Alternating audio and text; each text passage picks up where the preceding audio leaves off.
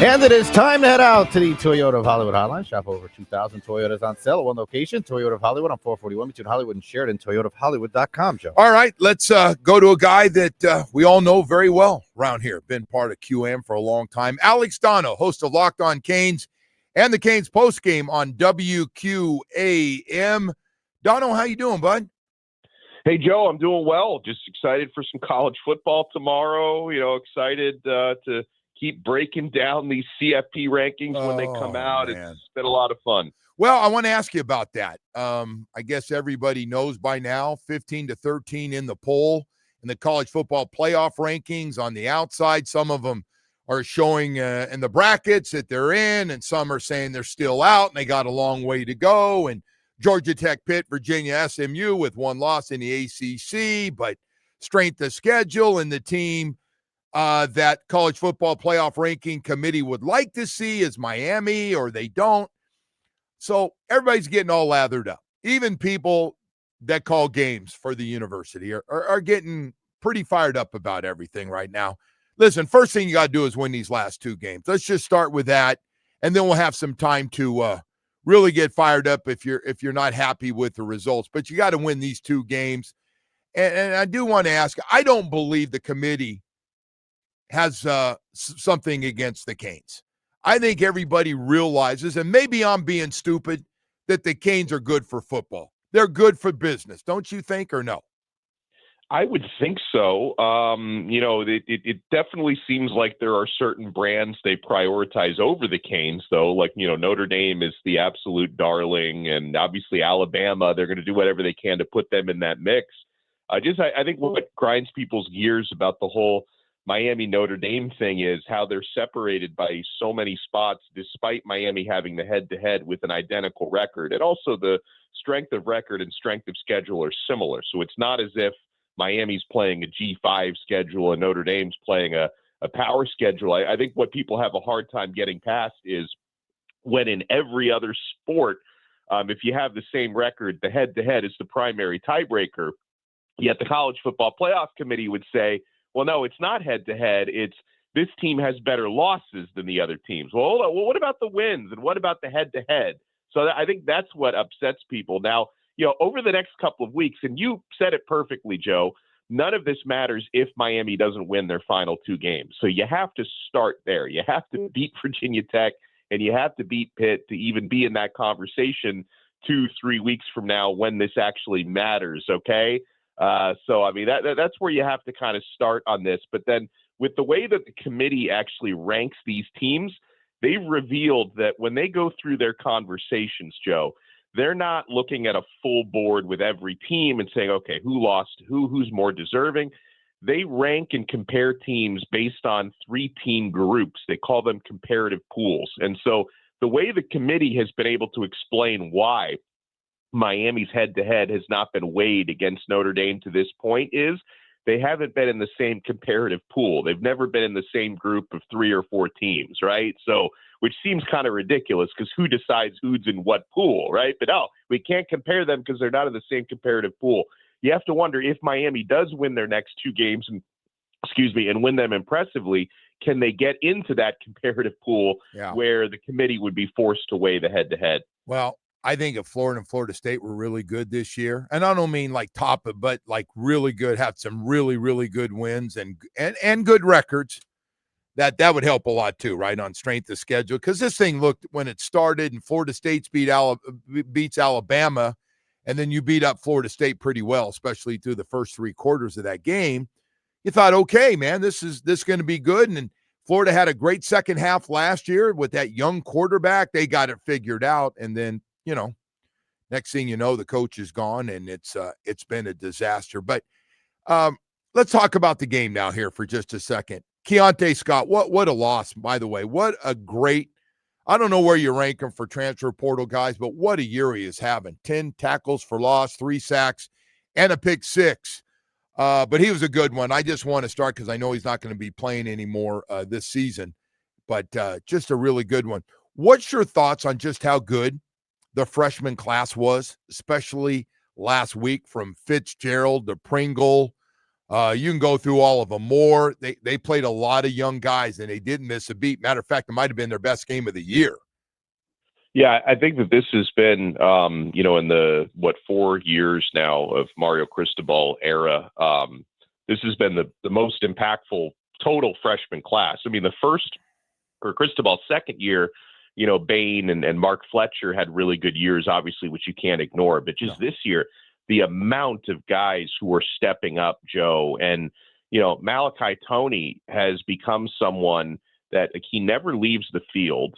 And that's part of what makes him so effective. And week after week, Toney is taking on more responsibility. I mean, it's gotten to a point where not only is he, he's been one of your two leading receivers all season long, but he's also become, the gadget guy who can throw passes. He can also run. You've designed plays to get him the football on the perimeter, get him the football early and often.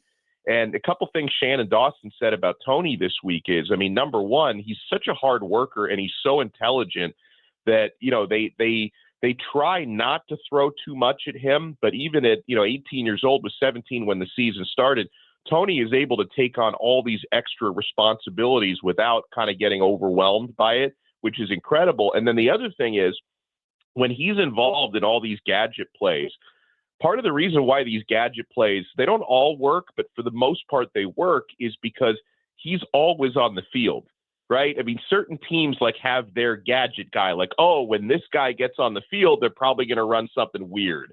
But with Malachi Toney, you don't know because he's always on the field anyway, which is remarkable. And then, some of these other freshmen, Joe, I mean, Bryce Fitzgerald, he's the guy who got the call to start, once Keontae Scott was out for the year. And I agree, Keontae Scott was, one of the best players, period, on this team before that unfortunate injury for him.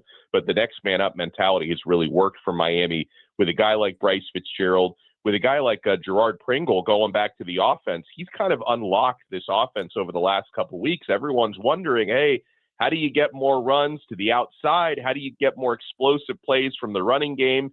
Gerard Pringle has provided that, and he's another one, despite, being a true freshman. He didn't get tired despite a heavy workload in the game last week. He's someone he's picked up the pass protections. He knows the playbook now, which is how you get a freshman running back on the field.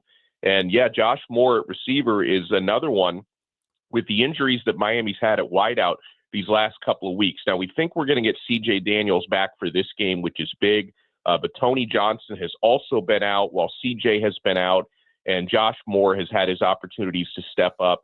He makes those great contested catches, 50-50 balls. He's awesome with that. He's got explosiveness down the field.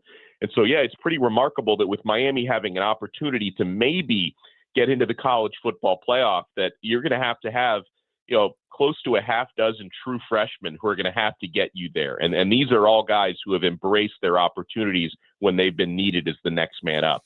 I was shocked that Pringle jumped ahead of everybody. I knew Fletcher was still a little banged up. And as you said, he's going to be back, and they're going to need a strong, in my opinion, I like big backs in the cold weather like Mark Fletcher. I think it's built for him. But having Pringle now and moving ahead of all those guys, how much did that surprise you?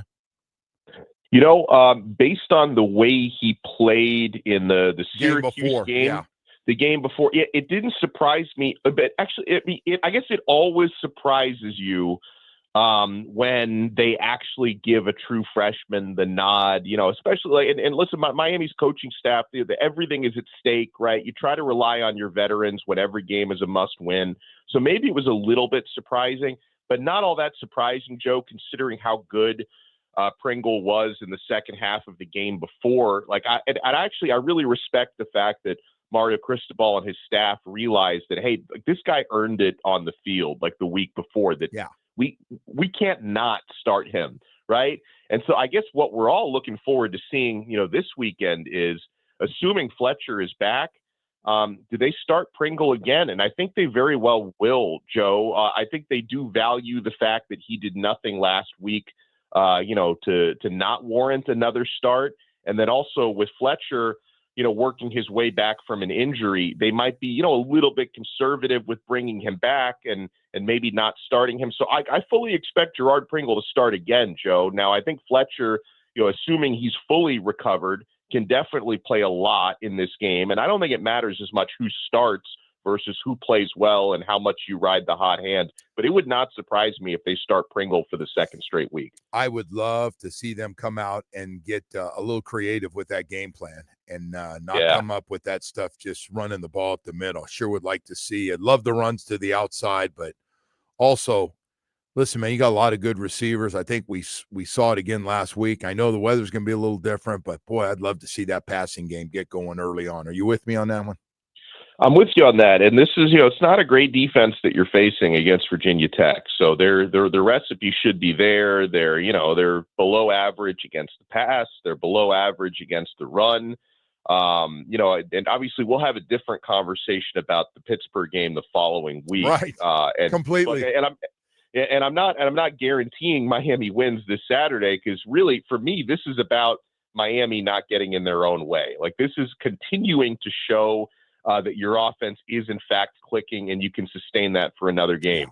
Show us you're going to protect the football, because turnovers have hurt this team in the past. Show us you're going to be disciplined enough not to shoot yourself in the foot with penalties. If you do these things effectively, Joe, you should come away victorious here, because, up in Blacksburg, the storyline this week is not the Miami game. The storyline is, hey, we just hired our new head coach, James Franklin, who will not be coaching this weekend, Joe. He will be in the crowd, maybe providing some extra juice for those fans, but James Franklin is not coaching this weekend. They've got an actual game against Miami, and Miami should be the far better team on the field. So it's up to the Hurricanes to go out there and take care of business. But to your original question, there's no reason why the offense shouldn't continue to be creative. I think Shannon Dawson and his personnel have kind of found a rhythm now, and I'd like to see them continue that. Yeah, good stuff. Alex, thank you so much, but appreciate it very, very much. Thank you. Thank you, Joe. Alex Donno, host of Locked On Canes and Canes Postgame here on WQAM. Don Bailey Jr., Canes radio analyst, going to join us later on here in the 8 o'clock hour. We'll talk to him. Mike Florio will join us, talk a little National Football League. There's always plenty of quarterback. And what do we got? A guy got spit on. We got that one. And a guy denied it, man. Hard to deny something everybody can see with all these cameras and these close-ups, for sure.